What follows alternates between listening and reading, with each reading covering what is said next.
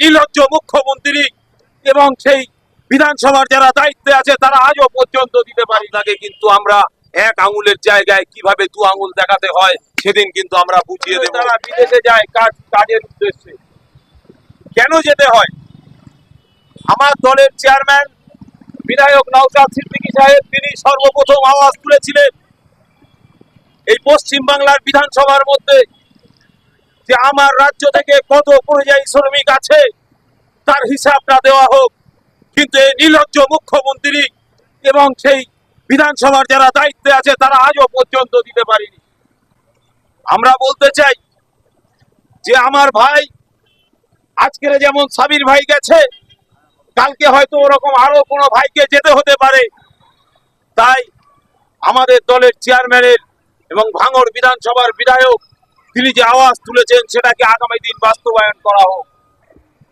আজকের যে পরিযায়ী শ্রমিকগুলো তারা যে অক্লান্ত পরিশ্রম করে এবং সেখান থেকে যে টাকা পাঠায়, সেই টাকায় এই গ্রাম বাংলার অনেক গ্রামবাসী আছে, অনেক ব্যবসায়ী আছে, তারা বিভিন্ন রকম ভাবে ব্যবসা বাণিজ্য কাজ গ্রামের মধ্যে দিয়ে তাদের সংসারে রুটি রুজি হয়।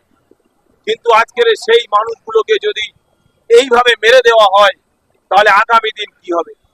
আজকের এই রাজ্যের কাজের ব্যবস্থা নেই, শিল্পগুলো বন্ধ হয়ে গেছে, এই রাজ্যের কর্মসংস্থান নেই। কেন প্রত্যেকটা জায়গায় চুরি, 2 নম্বরই ছাড়া দ্বিতীয় কোনো কাজ নেই।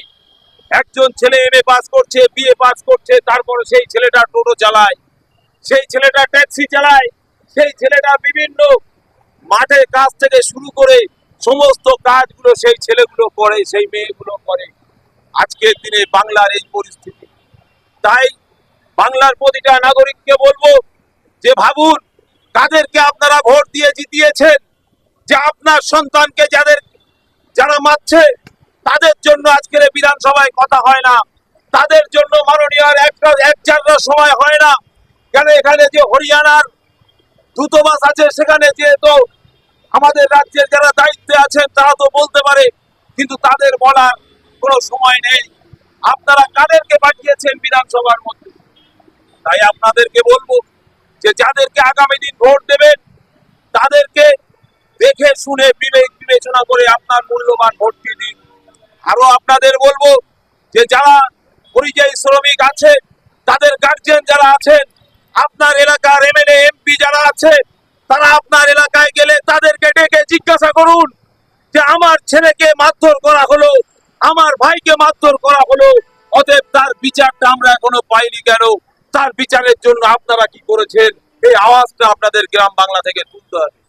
তাই আপনাদের কাছে বলবো যে হরিয়ানা সহ সারা ভারতবর্ষ জুড়ে বিভিন্ন জায়গায় মব হচ্ছে, শুধু সংখ্যালঘু বলে কি আমার দিদিমণি যে আগামীতে ভোট এখন অনেক বাকি বলে কি চুপ করে বসে আছে, এটা আমাদের সন্দেহ হচ্ছে। কেন সংখ্যালঘু বলেই যে এদেরকে ভোটের সময় এলে মাথায় ওড়না দিয়ে দেখাতে হবে, ভোটের সময় এলে ইফতার পার্টিতে যেতে হবে, ভোটের সময় এলে মিথ্যা ভাঁওতাবাজি মাদ্রাসা শিক্ষার কথা বলতে হবে, সংখ্যালঘুদের উন্নয়নের কথা বলতে হবে, তাদের নিরাপত্তার কথা বলতে হবে। আর ভোটের সময় না এলে কোথায় কাউকে মেরে দিক, আর কাউকে ফেলে দিক, আর কাউকে বাড়িতে জ্বালিয়ে দিক, আগুন লাগিয়ে দিক, কোনো কথা হবে না।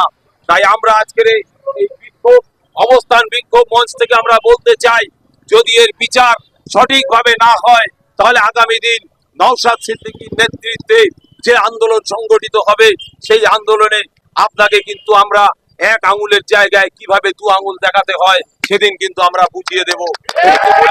সকলকে সংগ্রামী অভিনন্দন জানিয়ে আমি আমার বক্তব্য শেষ করছি। ইন্ডিয়ান সেকুলার ফ্রন্ট জিন্দাবাদ, আইএসএফ জিন্দাবাদ।